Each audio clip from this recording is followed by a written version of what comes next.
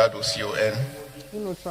That I feel highly privileged and honored to be here, standing before you in this hallowed chamber. I feel blessed and privileged. The last time I was here, sir, was as a military man. Today, I'm standing here as a retired general. To God be the glory, sir.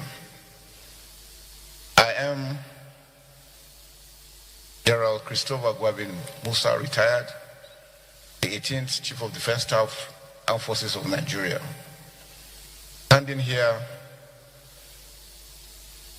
as a great honor to present myself as nominated by Mr. President as a Minister of Defense of the Federal Republic of Nigeria. On the screening of the ministerial nominee appointed by President Bola Tinubu just yesterday is the former Chief of Defense Staff, General Christopher Musa, a fine general, while in service. But yeah, welcome to the conversation.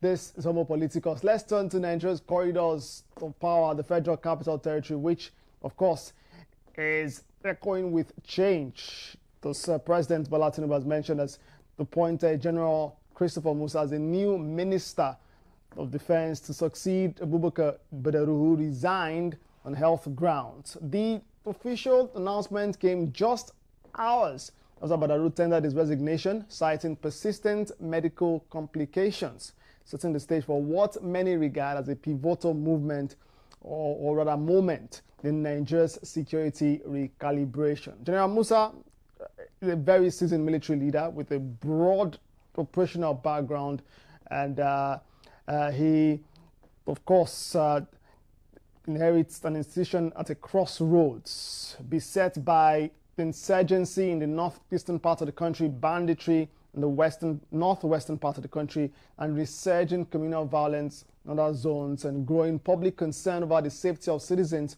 and indeed infrastructure in Nigeria. This appointment, many have said, injects fresh expectations, but also raises key questions. Will General Christopher Musa's leadership translate into sustainable security gains? Can he restructure defense strategy fast enough for the country? And most importantly, does this signal a new chapter for national stability, or is it a stopgap amidst deeper structural failures? Again, welcome to Homo Politicus, where we explore what this shift could mean for Nigeria's security architecture. Joining me is Gbenga Yonuga, political commentator, ready to break down the implications from command culture to civil military relations and the rest today. Let's get talking. Gbenga, many thanks for joining me today. Thank you for having me. Appreciate that.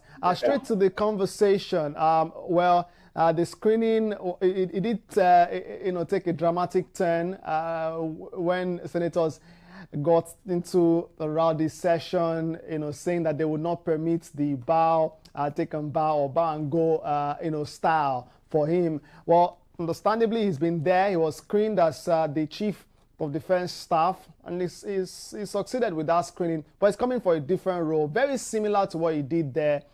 You heard him there. He did say, well, the first time he was there, the last time he was there as a serving military general, but now a retired one. But what do you say about the appointment of General Christopher Musa and what this could mean for Nigeria's security architecture? Well, I think the appointment of General Musa is for the first time we are putting a square peg in a square hole and a round peg in a round hole. But whether I will see it translating into instant results, proper results, I doubt that, because you see there is a saying in the Bible that you don't put old wine in new wineskin or new wine in old wineskin, and also that you don't put unequally yoked oxen together, because they will not be able to work. And the principle of horsepower works on that you put two horses of equal strength together to build a chariot or to build a plowing machine, and that is when they can be able to deliver proper horsepower for you. When you put two different weights of horses together or oxen together, either in a chariot or in a plowing machine, you will see that their ability to get things done will be limited, because if you put, for example, two horses of maybe, let's say, 1 horsepower or 10 horsepower together, and the two horses of 10 horsepower will likely give you, because they are equally yoked, they will likely give you something around 30-40 horsepower instead of 20 horsepower that 10 plus 10 should naturally be mathematically be. But if you put a horse of 10 horsepower and 5 horsepower together, rather than you getting 15 horsepower, you are most likely going to get something like 4 or 5 horsepower, because while the one with the stronger horsepower will be pushing forward, the other one will be slowing it down. And why am I giving all this analogy is that go and ask average Nigerian while they were happy. I mean, of course, when Nigerian heard of the resignation of the Minister of Defense, everybody thought it was the Minister of State for Defense that was resigning. That's Bello Matawale.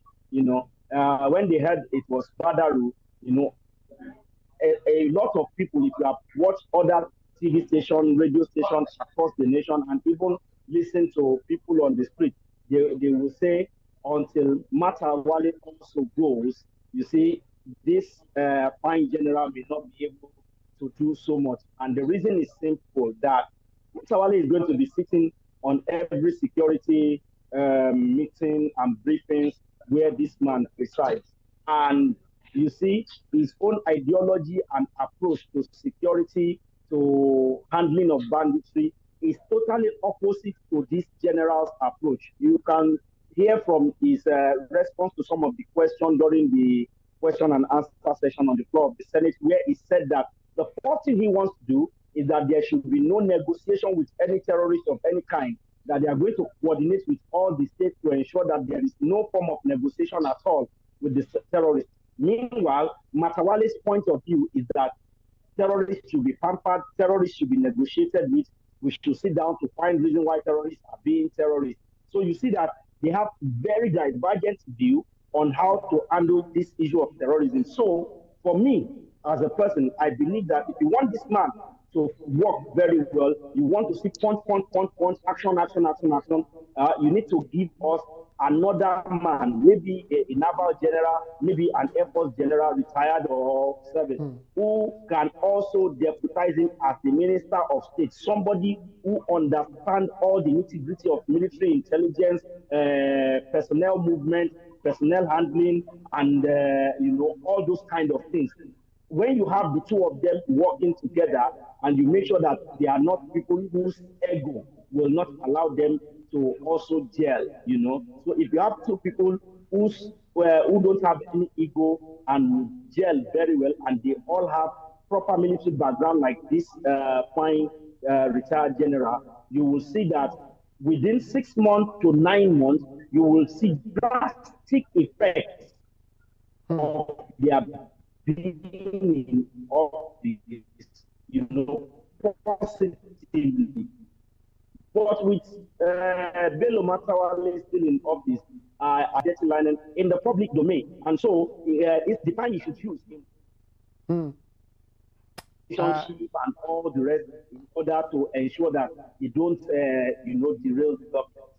Okay, let's talk about past security failures. That have been partially blamed on poor coordination between the military, police, intelligence, and that other paramilitary forces. What steps do you think that General Christopher Musa must take to rebuild trust and synergy across agencies? You recall in the past when some things happened. As a matter of fact, the Kebbi situation, which is still very fresh, in one's memory, would be that situation where you know, security men were mounted at the school, and then in just a bit they left already. You know, how can the military, paramilitary as well, forces now rebuild trust? What must he do? Well, he has said it in his speech during the Senate briefing just a few hours ago, that one of the things to do in order to build trust is to ensure equity, is to ensure the ability for the soldiers to take decisions and not to be second guessed. For example, you know, when somebody risks his life, puts his life in danger to defend the nation, and succeeds in arresting a criminal, and then you hear one authority from above asking them to release such criminal. You are not allowing such person to give his best next time, because he could have been killed in the process of trying to get the job done. And also, he talks about provision of the right facilities, resources, and of course, remuneration for officers whose lives are on the line in defending the nation, because he alludes to the fact that an hungry man is an angry man. So you can't give people gun and then you pay them pittance and not pay them properly and in timely manner, and you expect them to get the job done. He spoke about that, and one thing he spoke about that I love is the fact that he is going to withdraw all military officers from all checkpoints across the country, that the police should do the civil job of, you know, manning checkpoints and all the whatnot, that the police will return to the bushes to flush out bandits and terrorists everywhere. So these are the things that he has already spoken about. He touched on the kinetic and non-kinetic aspect of, you know, ensuring that the military are up to date. And of course, he also spoke about how expensive, you know, military intelligence and allocation is. He spoke about how, you know, a ship will consume about 10 tankers of fuel in few hours, and that is millions of naira. How about how one missile costs about $100,000, which is about 150 million naira, and whether it hits target or not, if once it is shot, that's 150 million naira gone.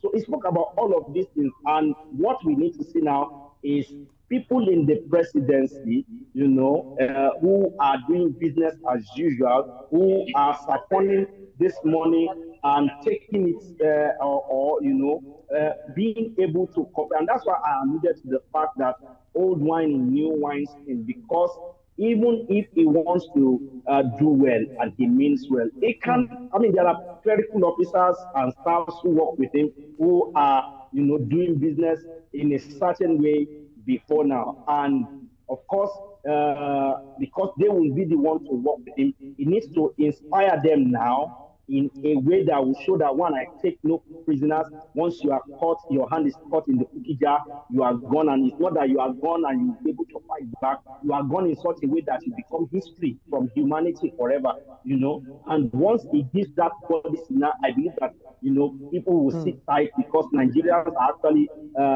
very fearful and lazy set of people in the area of when they are doing bad things. You know, when they are doing good things, they are very confident and bold like lions.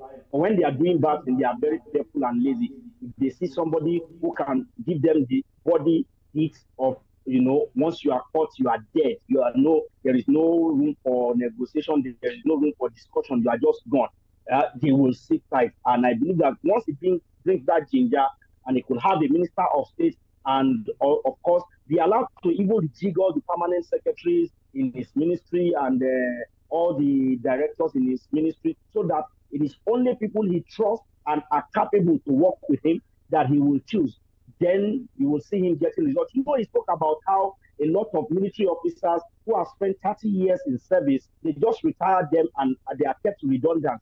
And these are people whom the nation have invested millions upon hundreds of millions of naira in training for over 30 years, and all those knowledge are allowed to go to waste. And I believe that these are people that he's going to bring back together to work with, and so he should be allowed to choose generals, to choose his what do you call it, directors, permanent secretaries, and all the whatnot. So once that is done, we will see results fast and sharp. Some Nigerians have said that replacing a minister might offer symbolic change, but structural reforms should be the way to go. And you mentioned that already. You've talked about how the defense minister or defense ministry under General Musa can contribute to enduring peace rather than, temporary calm. Well, that said, what the future holds and what it would do is something that would definitely continue to track. But like many persons who go for screening on the floor of the Senate, they speak passionately about what they would do. We see ministers get there before now. Ministers go there before now, say passionately about how they want to fix power, they want to fix infrastructure, how they want to fix this and fix that. But when they get there, I know you've mentioned something about the fact that the system. Difference. Yes. The difference between him and all those ministers you are talking about is that most of the time when ministers are appointed in this country, they don't even know their portfolio before they go to the Senate hearing. And that's why you see them speaking on some things, and then when they are giving their portfolio, it's a different thing entirely. But you see, when you put people who have all-round knowledge, who are grounded, toast their onion in places. I mean, look at Festus Keyamo and his work in the aviation sector right now. Even though he's a lawyer, but because he knows his onion, we can see the result that he's bringing to bear in that ministry. Look at Tunji Ojo in the Ministry of Interior, because of him knowing his onion. And I can say that apart from maybe Ministry of Health, where we usually have doctors becoming ministers of health for a long time, this is one of the very few times, since 1999, when T.Y. Danjuma was the Minister of Defense between 1999 and 2003. I think this is another time that we can say we have a seasoned veteran military officer who spent, because if you add, he got commissioned in 1991. 1991 to 2005, 2025, when he retired, is 34 years, or 35 years approximately. Add that to the 5 years he spent in the NDA. That's about 40 years of honing his skill in the military. If we had ministers who have these years of experience, who are not, some of our ministers have been in politics all their lives. Some have been in politics since they finished university. They've not had any real-life experience, on-the-job experience other than politics. Inga, we've got to go in just a moment, but do you fear for, saboteurs and the rest? He speaks passionately, about what he would do and what he would not do. Very quickly, in 30 seconds, we've got to go. It's because I fear for saboteurs. That's why I said Matawali must go. That's why I said he must be allowed to choose the directors in the various sub-arms of the ministry and choose the permanent secretary. Okay, very good. Many thanks for joining Homo Politicus today, Benga. I appreciate you. Thank you for having me. All right, that's that with that. Thank you very much. Until next time, God bless the Federal Republic of Nigeria.